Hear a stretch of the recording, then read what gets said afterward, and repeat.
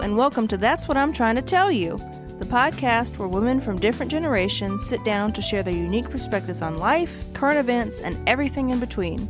So join us as we navigate through topics with laughter, a little wisdom, and a whole lot of authenticity.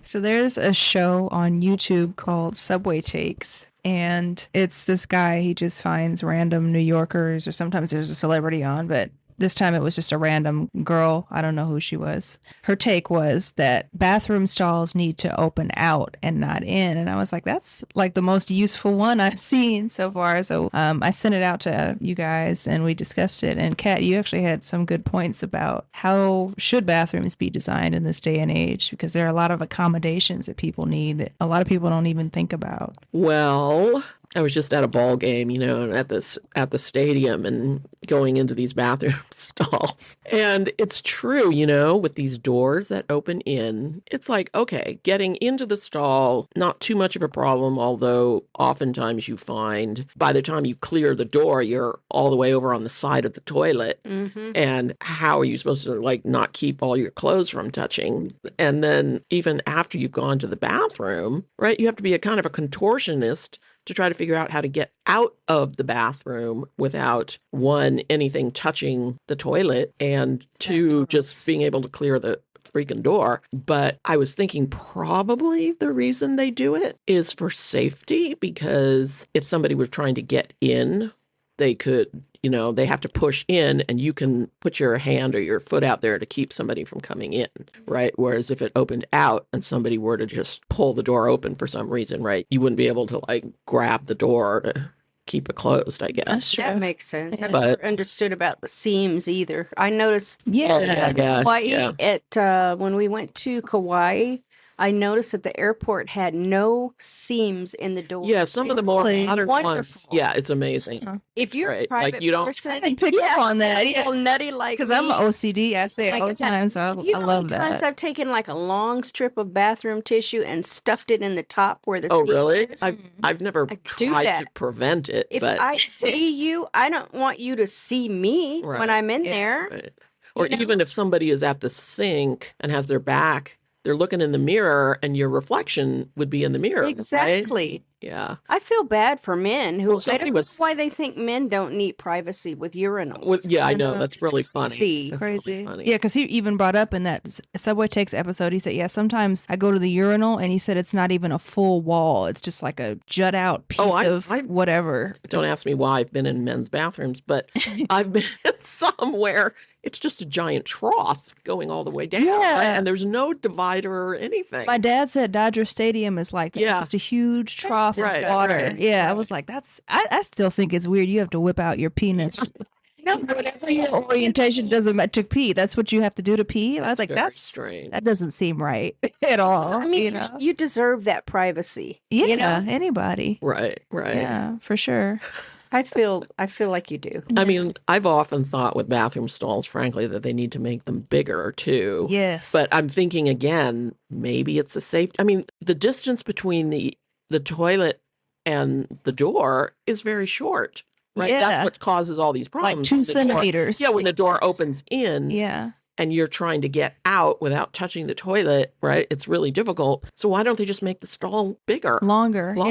Yeah. Another thing that comes to mind. And is that safety too? So that you can... Maybe. I don't know. I think about disability a lot and people who are challenged. Well, you have to just use the handicap stall. Or having, but there's usually only one. Yeah, no, it's true. And it's unfair. Or the toilet is tall too. Like if you're a little person, I can't eat. What do they do in the bathroom? It's horrible. I wonder if some people travel with a footstool so they can get up. They've got to touch so much stuff. But that's gross if you have to put your own footstool down. That in the bathroom where there's always piss on the floor. I'm sorry. Right. I look at the floor in front of the toilet to see if it's wet. Yep. I will put toilet seat covers onto the floor. Me too. Because I do not want my pants. I don't even want my shoes touching it, honestly. You're talking to somebody who rolls their pant legs up. If I know that something's going to hit I'm like holding on to all my. Oh yeah, like, to pee or whatever.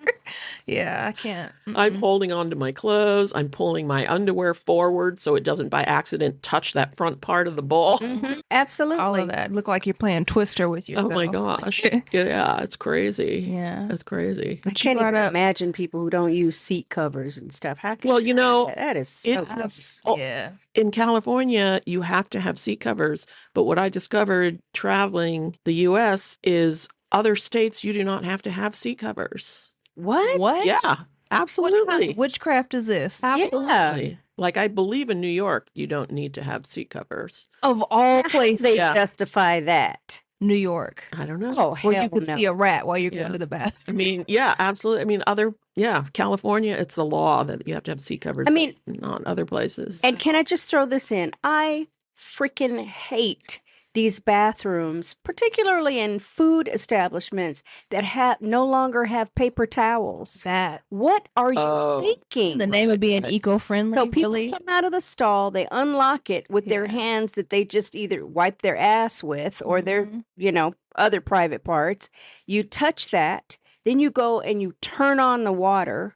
I mean, some of the water is touchless, but nevertheless. And then you go and you can't get a paper towel to dry your hands. And we all know that even with some of those blow dryers, I've read studies where they say that the germs are blown.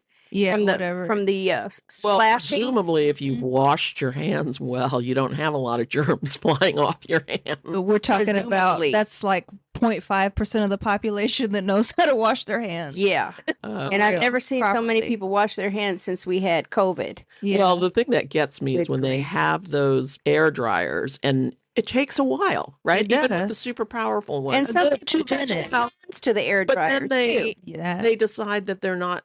That they're done, right? After 10 seconds, if their hands aren't dry, they're done. And then they open the door. Nasty door. And now the door is wet. And you don't know why it's wet.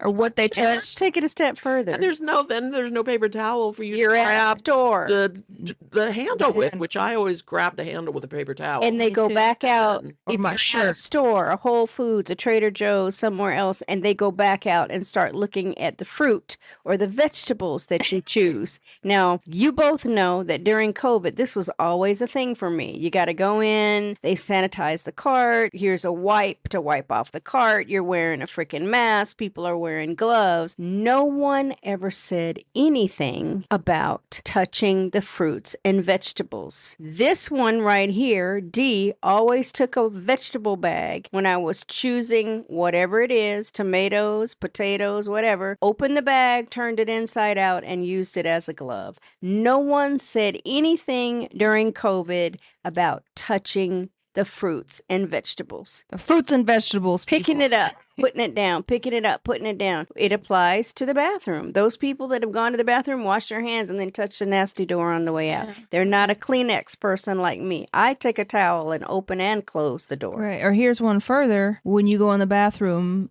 and there's somebody in there and you've just gone in and you hear them come out and they progress past the sink. And right out. Nasty. Like I am shocked. So nasty. I am shocked by the number of people.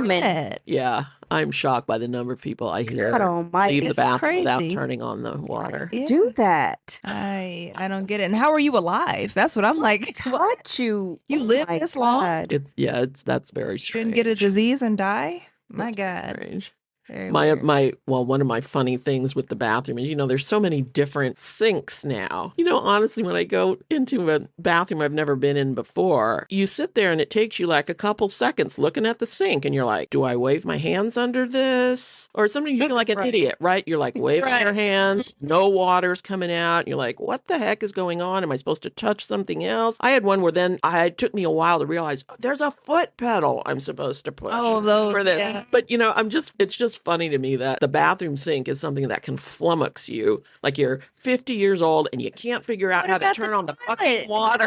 Or how to like, is it going to flush by itself? Am I supposed to push a button? What am I supposed to do? So true. Stand there for 20 minutes like, oh my God. Or should I just leave and hope that something happens? Well, there's another one. Can people turn around and flush? Just give it a good one more flush. Yeah, just because it's automatic. You left toilet paper in there. What you did is still in there. Who doesn't look to see I get ashamed of that. Flush it. You don't want people to think you did something, Well, there's the automatic toilet that you get up and it doesn't do anything, and you're standing there looking at it going, so any minute what are you going to do? Are you going to flush? Right. And then in the end, you have to be searching all over for the manual button to push to make sure it goes. But then there's the automatic toilets that are super hyper, and it's like you're barely 2 inches off the toilet and it's flushing. Exactly. Yeah. It makes me crazy. It makes you feel like you're on a bidet. Well, I don't want all that stuff splashing up on other people's when I haven't even gotten off the toilet. Lord, Yes. Although I heard years ago they did a study where, I forget, was it a medical school or something, and they said a toilet seat is actually like 15 times cleaner than a phone screen because your butt's not touching stuff all the time. Yeah, I guess that's true. It's still bacteria, of course, but right. I clean my phone every day, a couple times a day. Me too, I do that. And the remote control for the TV. Yeah. We're pretty OCD. We are, yeah. Yeah, no, I don't do that. Germophobic. We don't want to get canceled because people who have legitimate OCD, that's, I know it can be serious. So we're germophobes. We're germophobes. Yeah. I used to have a boss who we had there was a common office where, the computers were. And she was one of those people who, even if she was sick, she was coming in. Oh, and, I hate those people. Yes, Threaten your damn germs. She was old school, and carried a handkerchief. And actually, I mean, handkerchiefs are good for certain things, but if you have a cold and you're constantly blowing your nose, please use a throwaway tissue. Really? But she would have this handkerchief and she would use it, and then she would put it down on the desk or whatever, on the computer desk, and then she would be on the computer or whatever in our common room. And all the rest of us, like, as soon as she left, we got out our bottle of 70% alcohol and we're spraying down the keyboard. We're spraying down everything because it was gross. So gross. You should see my routine. When I come into work every day, I work in an office and I do data entry. So I actually have two keyboards because I have a keyboard tray underneath my desk and then a keyboard on top. And I alternate throughout the day. And so when I come in the morning, I go immediately and get disposable gloves and I get 3 Clorox wipes and I wipe that bitch down like I'm in 28 So is your later. desk shared with another, with another shift? With the shift, at night shift. Yeah, absolutely. Because who knows what they're doing? Yes. And I've come in the morning and the trash can is full of tissue. So I'm like, this motherfucker was sick. Exactly. Sticking on this desk. And I know they didn't clean up. And to boot, there's crumbs from the Cheetos they ate or whatever the night before. Oh, gosh. I still clean the groceries off. Maybe you need like one of those keyboard guards that it's just yours. And when you come in, you can just put that down on top of the keyboard. I don't even, because they have you switch around so much there, but it wouldn't end well. It wouldn't work. I use a key when I'm in an elevator to push the buttons. I use my keys. Oh, I use my knuckle. Yeah, knuckle, my shirt. I look like a crazy person. I roll my shirt up in my hands. If I don't, because my dad's sage advice, he always would tap his lapel. I always have a pocket napkin. Oh. But if I don't have my pocket napkin, I take my hand in my shirt and I ball it up on the outside, not the underside of my shirt, and I will be opening door handles all day, every day. I look like a crazy person, but it makes me feel safer. Yeah. So. And it's probably kept you more healthy. It's Maybe. true. People, before COVID, people didn't think much about how germs are spread. But, Kat, you're a scientist. Yes. I'm a nurse. We know how they're spread. It's not complicated. And if people would wash their hands and clean off surfaces. Right. Cut this down. Oh, yeah. Washing hands is a huge thing. And it's so simple, like so many things that people won't do now to express their common decency toward their fellow man. It's not that complicated. What does it take, like 20 seconds to wash your hands properly? If that. Hey everyone, and thanks for tuning in to another episode. If you enjoyed what you heard, please follow, comment, and reach out on our socials. Also, leave us a review on Apple Podcasts or wherever you get your podcasts. If you resonated with anything in the episode, be it products or topics, make sure to check the show notes for additional information, or shoot us an email if you like. See you next time.